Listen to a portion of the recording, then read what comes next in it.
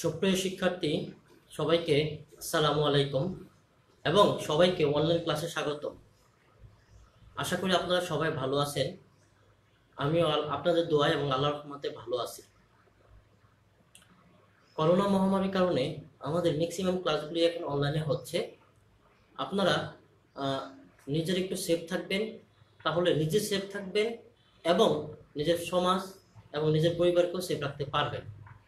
আমি আপনাদেরকে website design এবং HTML অধ্যায়ের অনেকগুলো টপিকস পড়িয়েছি। আজকে আমার ওয়েবসাইট ডিজাইন এবং HTML এর সর্বশেষ টপিকস। আমি আপনাদেরকে এরপরে HTML ওয়েবসাইট ডিজাইন এবং HTML যদি চেষ্টা করব কম্পিউটারে কিভাবে কাজ করা হয় সেটা দেখানোর জন্য।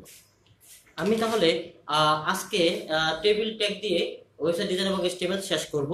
আমি আবার টেবিল ট্যাগে ফিরে যাচ্ছি। আমি বোর্ডে যাচ্ছি এবং আপনাদের সঠিকভাবে করার চেষ্টা করতেছি। আমি দেখাচ্ছি হলো একটা টেবিল, এরকম একটা টেবিল দেখাচ্ছি।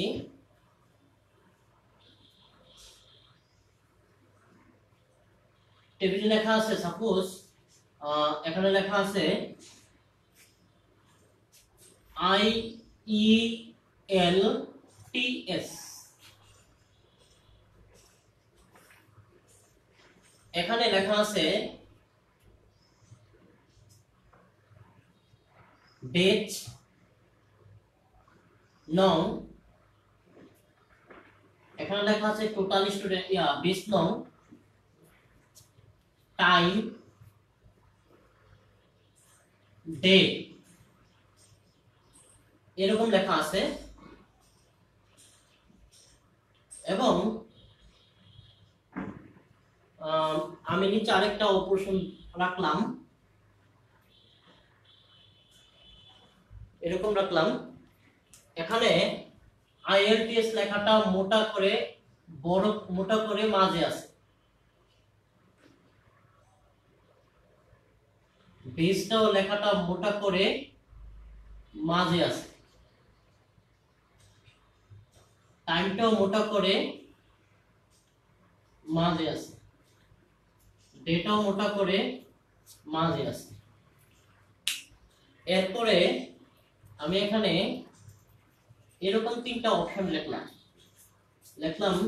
20100005 নম্বর পেজ, 20100006 নম্বর পেজ, 2020 হবে 20 সালের উপর ভিত্তি করে কথা বলতেছি, 20200007। টাইম হলো 9টা AM, অর্থাৎ 1.5 ঘন্টা করে ক্লাসে 9টা AM লিখলাম। তারপরে এটা হলো 11টা AM, এটা লিখলাম 3টা PM। ডে STT এরকম বোঝালাম। Total running batch equal to running batch 3, এরকম একটা টেবিল ইউজ করলাম। এই টেবিলটা এখন আমি ব্যাখ্যা করব। গতদিন যে টেবিলটা দেখালাম সেটার মতো না, একটু ভিন্ন টাইপের একটা টেবিল, সেটা আমি একটু ব্যাখ্যা করব।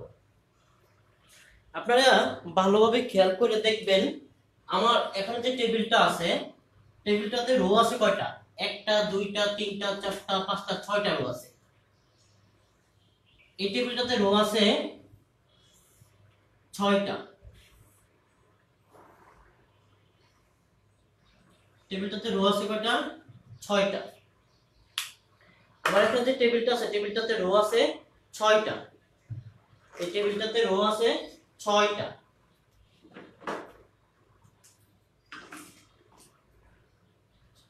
এখন কলাম আছে 3টা, 1টা 2টা 3টা কলাম আছে, রো আছে 6টা, কলাম আছে 3টা। তাহলে 6টা রো 3টা কলাম দ্বারা এই টেবিলটা গঠিত হয়েছে। 6টা রো 3টা কলাম দ্বারা এই টেবিলটা গঠিত হয়েছে। কিন্তু ফার্স্টের যেই রোটা আছে সেটাতে ডকুমেন্ট আছে একটা, দ্বিতীয় রোতে ডকুমেন্ট আছে তিনটা, তৃতীয় রোতে ডকুমেন্ট আছে তিনটা, চতুর্থ রোতে ডকুমেন্ট আছে দুইটা, পঞ্চম রোতে ডকুমেন্ট আছে দুইটা, ষষ্ঠ রোতে ডকুমেন্ট আছে দুইটা।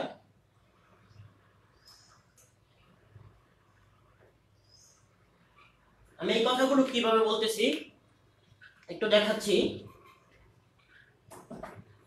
দেখেন এই রো হইলো এখান থেকে এই পর্যন্ত, এটাতে কলাম থাকার কথা তিনটা, ডকুমেন্ট থাকার কথা তিনটা, গত ক্লাসের উপর ভিত্তি করে বলতেছি। এখন কিন্তু কলাম আছে তিনটা কিন্তু ডকুমেন্ট আছে একটা। কলাম অ্যাকচুয়ালি টেবিলে তিনটা কলামই আছে, কিন্তু ডকুমেন্ট আছে কয়টা? একটা। তাহলে এই টেবিলটা এরকম হয়ে গেল, এটা আমার প্রথম রো, এখানে ডকুমেন্ট একটা হয়ে গেল। যদি কোন ডকুমেন্ট একাধিক কলাম দখল করে, যদি কোন ডকুমেন্ট একাধিক কলাম দখল করে, তখন আমরা টিডির ভিতরে আমরা একটা জিনিস ব্যবহার করি, তার নাম হলো কল স্পান। এখানে কয়টা দখল করছে? একটা, দুইটা, তিনটা দখল করছে, তাহলে কল স্পান ইকুয়াল টু 3। এখন আমার একটা কথা হলো, এই টিডি যদি হেডিং ট্যাগ হয় তাহলে আমরা টিএইচ লিখব। কি লিখব? টিএইচ। অর্থাৎ টিএইচ মানে টেবিল হেডিং ডকুমেন্ট, টিডি মানে টেবিল ডকুমেন্ট। তাহলে টিএইচ এবং টিডি দুটো লিখব। আমি আবার বলতেছি, দেখেন প্রথম রোতে ডকুমেন্ট থাকার কথা তিনটা, আছে হলো একটা, কিন্তু কলাম কিন্তু তিনটাই আছে। তাহলে সে একটা ডকুমেন্ট তিনটা কলাম দখল করছে, একটা ডকুমেন্ট তিনটা, একটা দুটো তিনটা কলামই আছে, কিন্তু একটা ডকুমেন্ট কি করছে? তিনটা কলাম দখল করছে। তাহলে টিএইচ কল স্পান 3, কেন? তিনটা ডকুমেন্ট। এই জিনিসটা আমার মনে রাখার কৌশল হলো, সাপোজ এটা একটা কলাম, এটা একটা কলাম, এটা একটা কলাম, লম্বালম্বিকে আমরা কলাম বলি, লম্বালম্বিগুলোকে আমরা কি বলতেছি? কলাম বলতেছি। তাহলে দেখেন কলামের সিউ ডাবল এল ও ইউএম, কলাম লিখতে লম্বালম্বি এল লাগে, তাহলে কল স্পান একটা এল হবে এখানে। তাহলে বুঝতে পারবো পাশাপাশি যদি একসাথে থাকে সেটা হয় কল স্পান, পাশাপাশি একসাথে থাকলে সেটা হয় কল স্পান।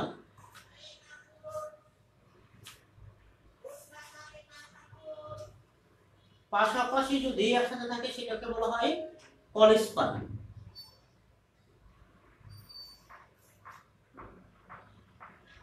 একটু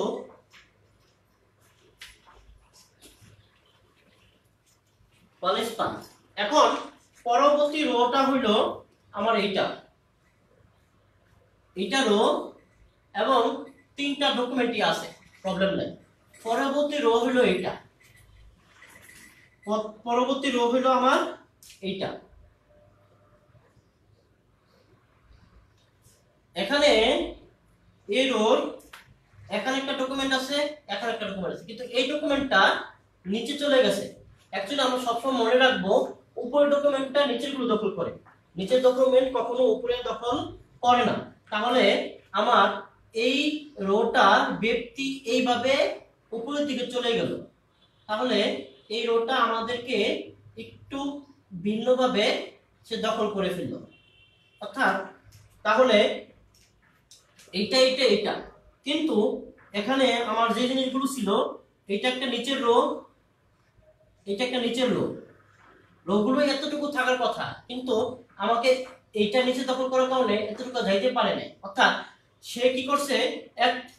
তিনটা রো দখল করছে। কটা রো দখল করছে? তিনটা। যদি কোন কলাম তিনটা, কোন ডকুমেন্ট তিনটা রো দখল করে, তখন আমরা এটাকে টিডি লিখে রো স্পান 3 লিখি, রো স্পান ইকুয়াল টু 3 লিখি। যদি দুইটা দখল করতো তাহলে রো স্পান 2, একটা দখল করলে আর লিখতে হয় না, চারটা দখল করলে রো স্পান 4, অর্থাৎ যে যেটা দখল যে কয়টা দখল করবে সেটা আমরা এখানে লিখব। তাহলে আমি এতটুকু বোঝানোর চেষ্টা করলাম। তারপরে পরের রো যেহেতু আমার এতটুকু হয়ে গেছে, তাহলে কলাম দুইটা আছে নরমালি এবং ডকুমেন্টও দুইটা আছে। পরের রোটাও এতটুকু হয়ে গেছে, তাহলে কলাম দুইটা আছে, রো কয়টা আছে? দুইটা আছে। এর পরের রো আমার কতটুকু? এতটুকু হলো আমার পরের রো। এখানে ডকুমেন্ট আছে দুইটা, ডকুমেন্ট আছে দুইটা, একটা দুইটা, তাহলে পরের রো ডকুমেন্ট আছে কয়টা? দুইটা। পরের রোতে ডকুমেন্ট আছে দুইটা। প্রথম ডকুমেন্ট দুইটা কলাম দখল করছে, প্রথম ডকুমেন্ট কি করছে? দুইটা কলাম দখল করছে। অর্থাৎ আমি আপনাদেরকে যেটা বোঝানোর দরকার সেটা আমি বোঝানোর চেষ্টা করলাম এবং আশা করি বোঝাইতে পারলাম। এখন আমি HTML কোড লিখব।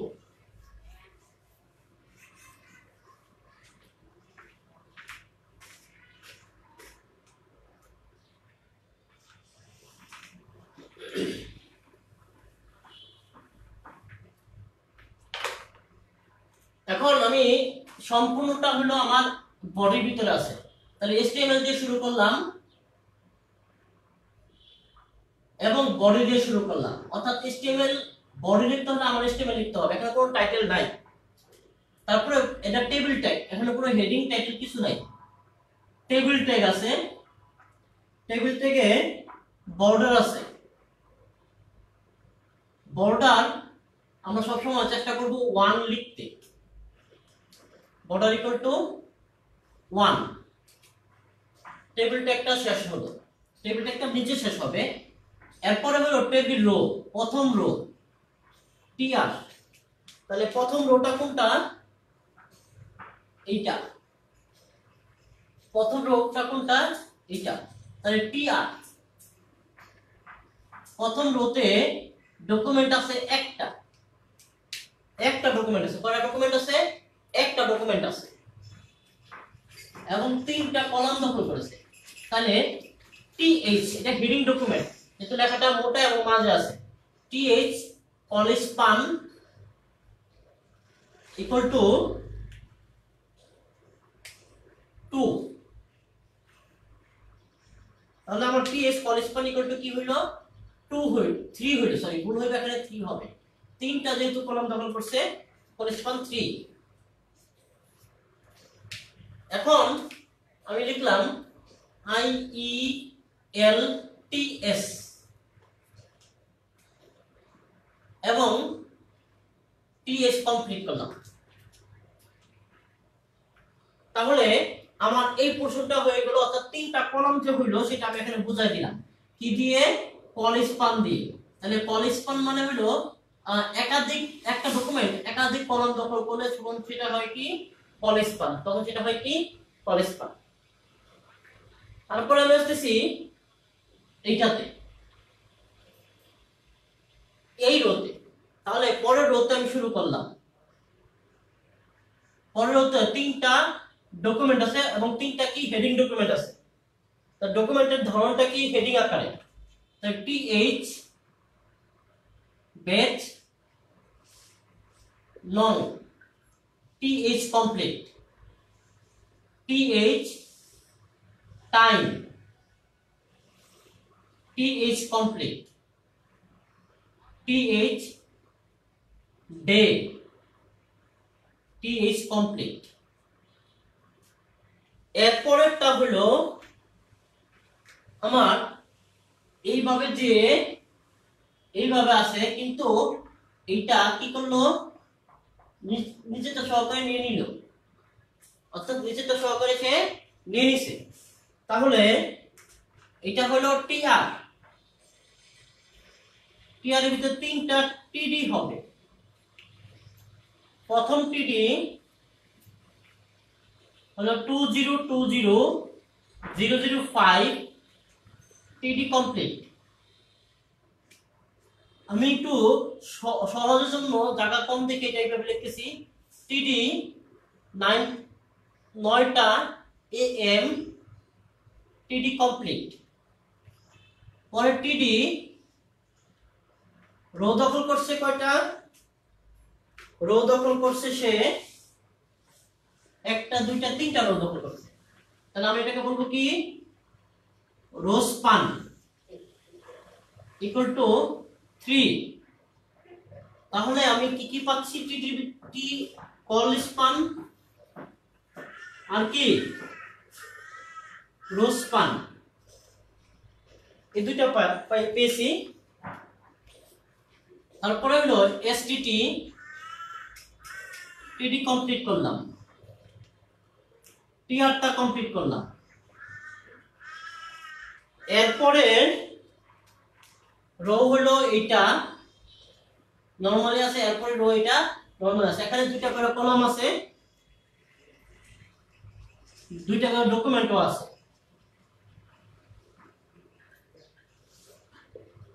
এটা লিখলাম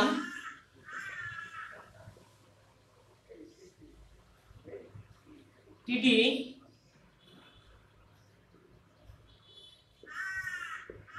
কমপ্লিট, টিআর কমপ্লিট, টিআর টিডি কমপ্লিট,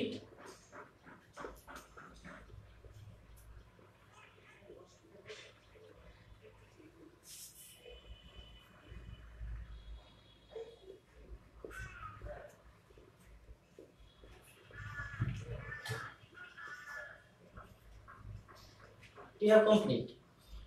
এরপরে রো হলো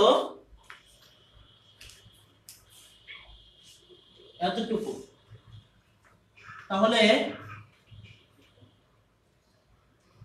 টিআর এখানে একটা ডকুমেন্ট, এখানে দুইটা ডকুমেন্ট দখল করছে, এখানে একটা ডকুমেন্ট। তাহলে টিডি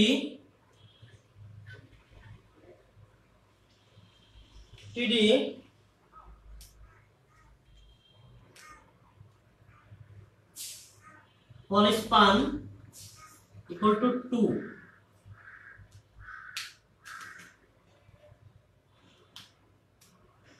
total running batch টিডি কমপ্লিট করলাম। এরপর টিডি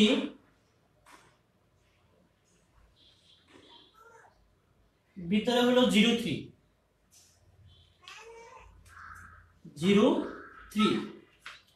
এরপরে টিআরটা কমপ্লিট। এখন পুরোটা কমপ্লিট হয়ে গেল।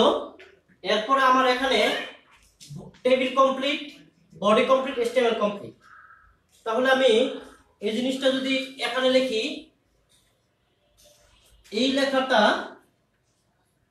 এখানে না লিখে আমি এখানে লিখতেছি, অর্থাৎ টেবিল কমপ্লিট,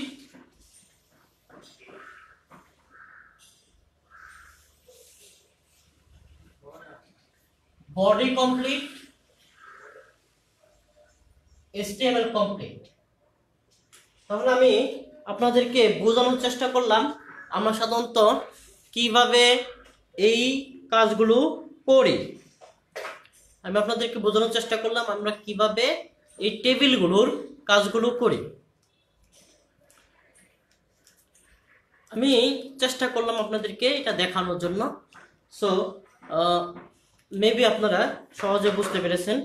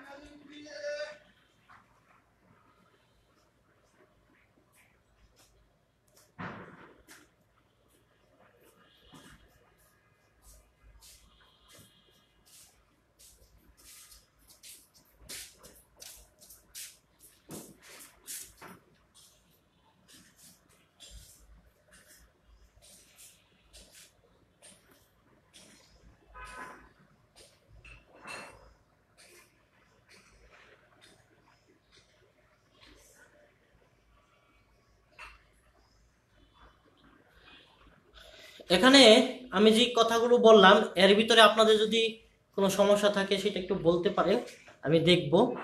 পাশাপাশি আমি এইরকম আরেকটা টেবিল দেখাবো।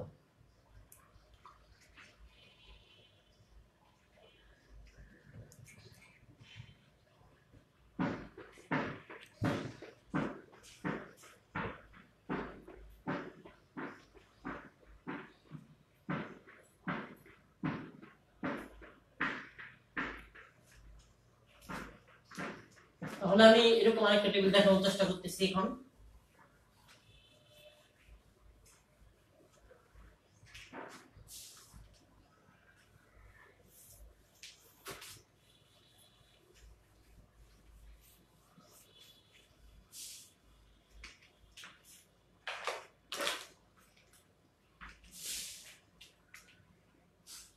সাপোজ এখানে লেখা আছে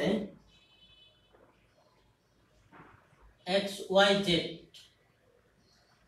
college.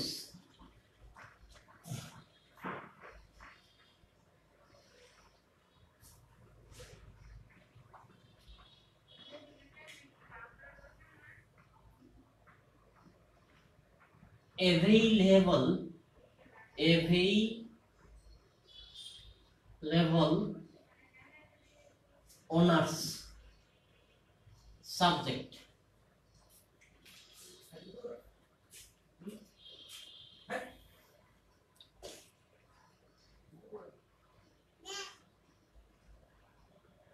name, college logo।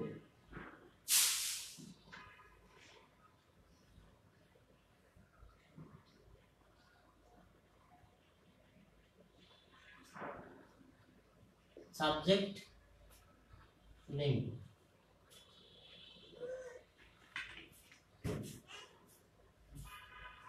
Bangla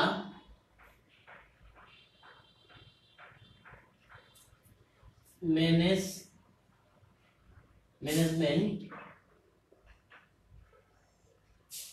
political science. College logo এরকম একটা ছবি আছে।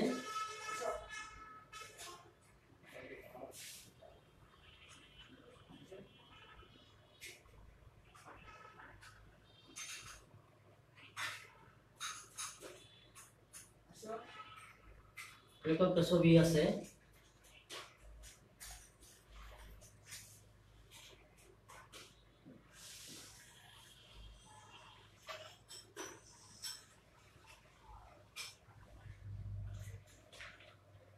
আমি একটু লোগো বানানোর চেষ্টা করতেছি।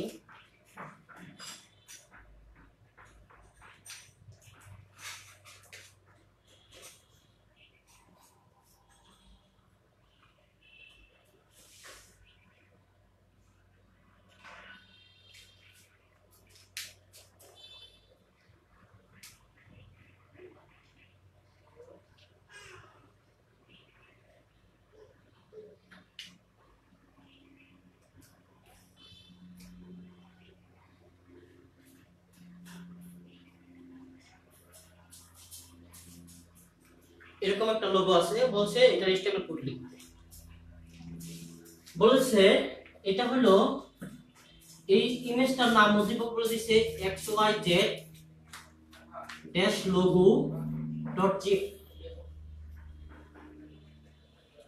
তাহলে আমি এটা করতেছি। এখন এই যে লেখা আছে XYZ, এটাকে আমরা ক্যাপশনও ধরতে পারি আবার হেডিংও ধরতে পারি। আমরা ক্যাপশন ধরলেও হবে, হেডিংও ধরলেও হবে। আমি হেডিং দেওয়া করি H3 align equal to center। লেখাটা মাঝে আছে XYZ কলেজ। H3 দিয়ে দিলাম আমি, তো নরমাল হেডিং তো সেজন্য। পর টেবিল ট্যাগ শুরু করলাম। টেবিলে বর্ডার ইকুয়াল টু 1 আছে, বর্ডার ইকুয়াল টু 1 আছে। তারপরে টেবিল রো, প্রথম রো এইটা, কলাম আছে একটা দুইটা, রো আছে একটা দুইটা তিনটা চারটা পাঁচটা। তাহলে প্রথম রো হলো, প্রথমটা अवेलेबल অন সাবজেক্ট, এটা হেডিং আকারে আছে টিএইচ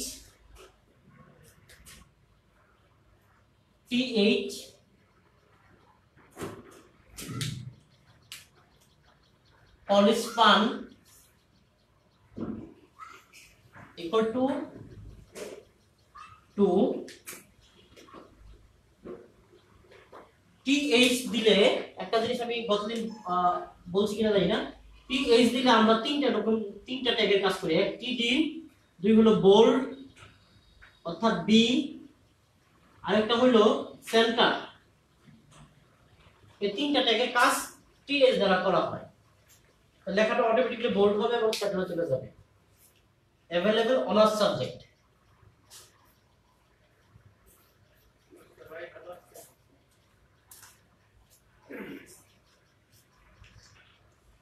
সাবজেক্ট টিএসটা কমপ্লিট,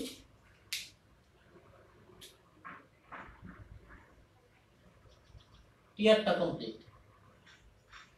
টিআর পরের রো হলো এটা, এখানে দুইটা হেডিং আছে, টিএইচ দুইটা আছে। প্রথমটাতে লেখা আছে সাবজেক্ট নেম, সাব নেম, পরটা লেখা আছে কলেজ লোগো। আমি একটু এক লাইনে লিখি,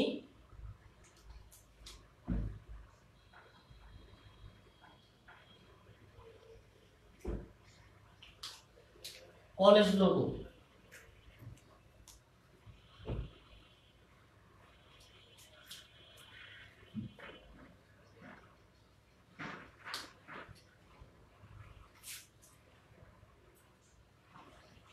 পরে আবার টিআর আছে,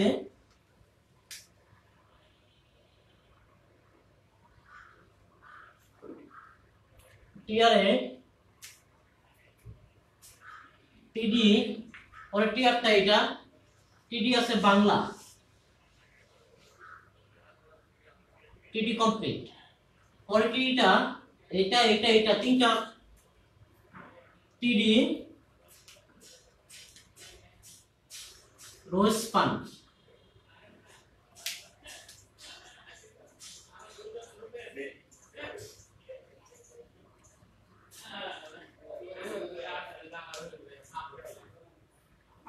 এখানে একটা ছবি আছে, ছবির নাম হলো ইমেজ এসআরসি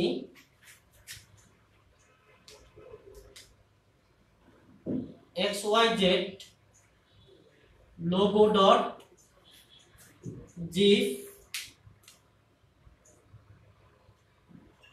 ইমেজ ট্যাগটা কমপ্লিট, টিডি ট্যাগটা কমপ্লিট এবং টিআর ট্যাগটা কমপ্লিট। অর্থাৎ আমার যেখানে যেটা ব্যবহার করা হবে সেখানে সেটাই ব্যবহার করতে হবে। তারপরে রো টিআর, টিআর কমপ্লিট, পরে রো টিআর, টিআর কমপ্লিট দেখাচ্ছি। টিডি মাঝখানে লেখা আছে ম্যানেজমেন্ট, এই টিডির মাঝখানে লেখা আছে পলিটিক্যাল সায়েন্স।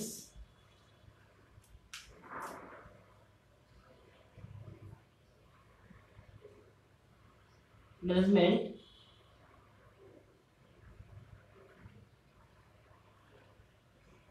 সায়েন্স। এখন রোগুলো এখান থেকে এতটুকু, এখান থেকে এতটুকু, একটাই কলাম আছে, একটা ডকুমেন্ট আছে। এইটা হলো আমার টেবিল শুরু হয়েছে, এখানে টেবিলটা শেষ হবে। উপরে বডিটা শুরু হয়েছে, এখানে বডিটা শেষ হলো। উপরে স্টেমেলটা শুরু হলো, নিচে স্টেমেলটা শেষ হলো। তাহলে এটা হলো আমার এই উদ্দীপকের HTML কোড। তাহলে আমি আরেকটা HTML কোড দেখালাম।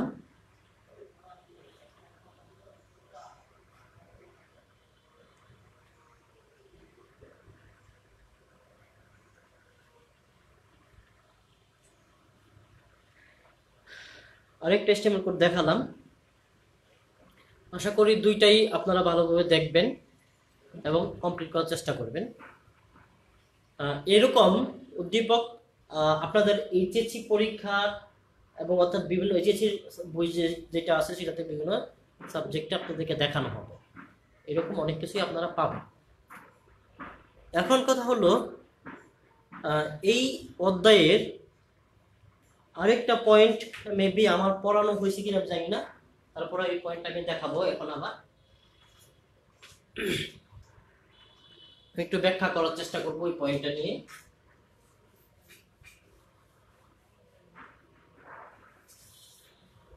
এখানে যে ছবিটা ছিল এটা কিন্তু এখানে যে ছবিটা ছিল তার নাম, আর ছবি যেখানে থাকবে ছবির ট্যাগ সেভাবেই আমাদের দিতে হবে।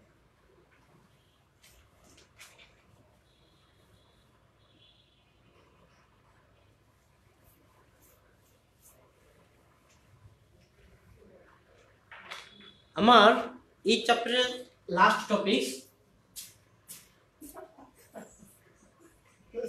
ওয়েবসাইট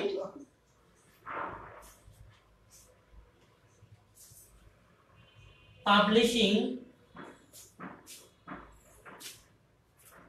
এর ধাপ, অথবা আমরা অনেকে বলি ওয়েবসাইট পাবলিশিং অথবা প্রচারমুখী করা। এই জন্য প্রথমে আমার লাগবে ডোমেইন নেম, ডোমেইন রেজিস্ট্রেশন করতে হবে।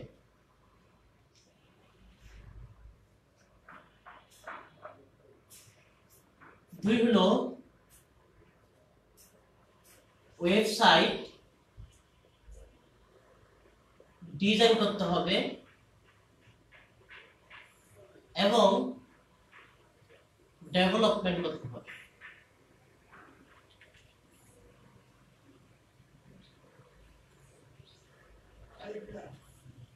ডেভেলপমেন্ট আমি এটা ইংলিশে লিখি।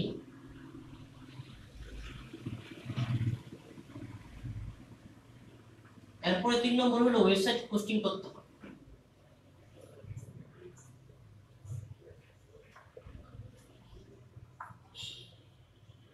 4 নম্বর হলো ওয়েবসাইট পাবলিশ করতে হবে বা প্রচার করতে হবে।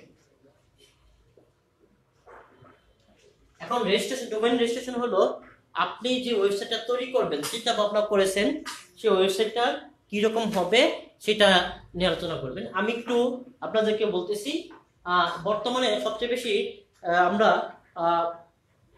এখন ই কমার্স সাইট নিয়ে কথা বলি।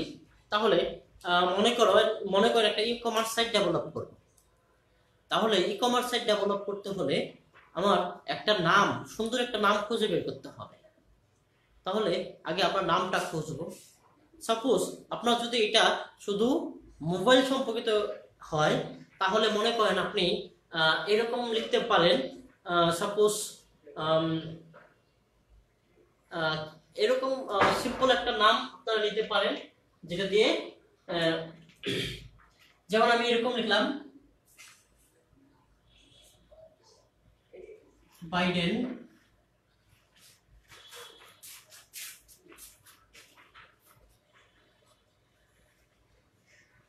mobile.com, এরকম একটা নাম রেজিস্ট্রেশন করলাম। এই নামটা প্রতি বছরই আমার রেজিস্ট্রেশন চার্জ দিয়ে এটাকে আপডেট করতে হবে। কারণটা হলো এই যে নামগুলো কাজ করা হয় অথবা পরিবর্তন করা হয়, যা কিছু করা হয় একটা নির্দিষ্ট পরিমাণ খরচ থাকে এবং খরচটা প্রতি বছর ভেরি করতে পারে। সেই জন্য বলা হয় কি করতে হবে, একটা নামকে রেজিস্ট্রেশন নিতে হবে এবং এটা 2 বছর 3 বছর প্রতি বছর পর রেজিস্ট্রেশন ফি জমা দিয়ে এটাকে আপডেট করে নিতে হবে। আপনি যদি রেজিস্ট্রেশন কমপ্লিট করে না রাখেন তাহলে 3 মাস পরে ওয়েবসাইটটা ভ্যানিশ হয়ে যাবে। এখন যেহেতু আপনি একটা HTML সাইট অথবা অর্থাৎ ওয়েবসাইট ডিজাইন করবেন, তখন আপনি এরকম একটা ডিজাইন চিন্তা করবেন। এখানে একটা লোগো থাকবে, কোম্পানির নাম থাকবে, এখানে নেম থাকবে সুন্দর করে এখানে। এরপর একটা ছবি, এখানে কিছু মেনু থাকবে, suppose home, feature phone, phone, smart phone, এখানে আদার্স লেখা রাখবে। অর্থাৎ এইগুলো এক একটা বাটন, যে বাটনগুলোতে চাপ দিলে এই পোর্শনগুলোতে চলে যাবে। এখন যেহেতু এটা হোম পেজ, মূল পেজ, এখানে আপনি কিছু মোবাইলের ছবি দিলেন, এখানে কিছু লেখা লিখে দিলেন, এখানে একটা মোবাইলের ছবি দিলেন, এখানে কিছু একটা ছবি দিলেন মোবাইলে, এখানে লিখে দিলেন, এখানে এরকম এখানে লিখলেন মুর মুর, এরকম লিখে রাখবেন আরো। আর এখানে আপনার কোম্পানির সাপোজ ফেসবুকের লিংকটা দিয়ে দিলেন, টুইটারের লিংকটা দিয়ে দিলেন, ইউটিউবের লিংকটা দিয়ে দিলেন। অর্থাৎ আমি সিম্পল একটা ওয়েবসাইট ডেভেলপের চেষ্টা করতেছি। অর্থাৎ এরকম একটা, এখানে কপিরাইট কথা লিখলেন, অর্থাৎ এরকম একটা ডিজাইন তৈরি করবেন। এই ডিজাইনটা তৈরি করার পরে এই ডিজাইনটাতে কি কি লাগবে, ছবি লাগবে, তথ্য লাগবে, লিংক লাগবে, এগুলো সাধারণত আমরা স্টেপ বাই স্টেপ কালেক্ট করব। আর এইগুলোকে বলা হবে ওয়েবসাইট ডিজাইন। ওয়েবসাইট ডিজাইন করার পরে HTML কোড দ্বারা এটা ওয়েবসাইট তৈরি করতে হবে। আমি যেই কোডগুলো দেখিয়েছি এখানে আপনারা ম্যাক্সিমাম কোডগুলি পড়েছেন। দেখেন আমি একটু বর্ণনা করতেছি। এই পুরোটা যদি আমার HTML হয় অর্থাৎ বডি হয়, এখানে একটা ছবি আছে, এখানে পাশাপাশি একটা লেখা আছে, ছবির পাশাপাশি লেখা যায়। সেটা একটা ছবি দিলাম, ইমেজটা ইউজ করলাম, পরে লিখলাম। পরেরটাকে আমরা হাইপারলিংক ট্যাগ, এখানে একটা হাইপারলিংক ট্যাগ, এখানে একটা হাইপারলিংক ট্যাগ, এখানে একটা হাইপারলিংক ট্যাগ, এখানে একটা হাইপারলিংক ট্যাগ দিয়ে লিখে দিলাম। পরে একটা ছবি লিখলাম, কিছু লেখা রাখলাম, পরে একটা ছবি লিখলাম, কিছু লেখা রাখলাম, পরে ব্রেক দিয়ে নিচে নেমে গেলাম। অর্থাৎ এটা যদি আপনি কল্পনা করেন একটা টেবিলে দুইটা কলাম, দুইটা রো, তাহলে কিন্তু হয়ে যাচ্ছে। অথবা টেবিলটাকে এইভাবে ধরলেন, তাহলে হয়ে যাচ্ছে। এরপরে এখানে একটা তথ্য লিখবেন। মূলত আপনি যত সুন্দর উপস্থাপন করতে পারবেন সেইভাবে উপস্থাপন করবেন আপনার মতো করে, অর্থাৎ HTML কোড দ্বারা। এই কাজটা করে ফেলছেন, এখন আপনি কাউকে জানান নাই, বাইরের mobile.com নামক আপনার একটা ই-কমার্স সাইট আছে। এখন আপনি কি করবেন, এটা অনলাইনে রাখবেন। সেজন্য অনলাইনের সার্ভিস হোল্ডার কোম্পানি, অর্থাৎ যারা আমাদেরকে অনলাইন সার্ভিস প্রদান করে, এরকম কোম্পানিকে বলা হোস্টিং কোম্পানি। হোস্টিং কোম্পানি থেকে আপনি একটা স্পেস ক্রয় করবেন। মনে করেন 5 GB একটা স্পেস ক্রয় করলেন, ওই স্পেসের জন্য প্রতি বছর অথবা বাৎসরিক চার্জ দিতে হবে। ওইখানে সিকিউরিটির ব্যবস্থা আছে, সিকিউরিটির ব্যবস্থা আপনি নিতে পারেন, নাও নিতে পারেন। এইভাবে ওই জায়গায় আপনি আপনার ওয়েবসাইটটাকে আপলোড করবেন, আর এটাকে বলা হচ্ছে হোস্টিং।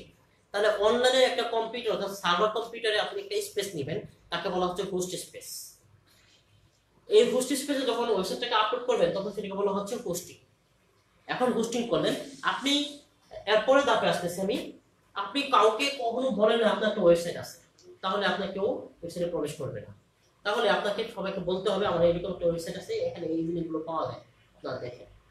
তাহলে এটা পত্রিকা দিতে পারেন, লিফলেট ছাপাইতে পারেন, ফেসবুকে দিতে পারেন, মেসেঞ্জারের মাধ্যমে দিতে পারেন, ইমেল মাধ্যমে দিতে পারেন, অর্থাৎ যেইভাবে পারেন সেভাবে আপনি প্রচার করবেন।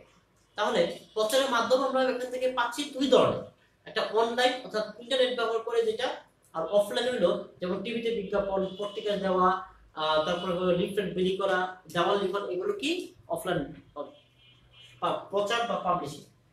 অর্থাৎ এটাই হলো আমার ওয়েবসাইট পাবলিশিং এর ধাপ। এটা হলো আমার ওয়েবসাইট পাবলিশিং এর ধাপ। আমরা এইভাবে ওয়েবসাইট পাবলিশিং করে থাকি। তাহলে আমার আজকের টপিকস এতটুকুই ছিল। আপনারা আশা করি আমার কথাগুলো ভালোভাবে শুনেছেন। এখন আমি আপনাদের কোশ্চেন সেশনে চলে যাচ্ছি। আপনাদের কোনো কোশ্চেন থাকলে আমি এটা উত্তর দিচ্ছি। আমি আপনাদের কোশ্চেন সেকশনে চলে গেলাম। আপনাদের কোনো কোশ্চেন থাকলে আমি উত্তর দেওয়ার চেষ্টা করতেছি।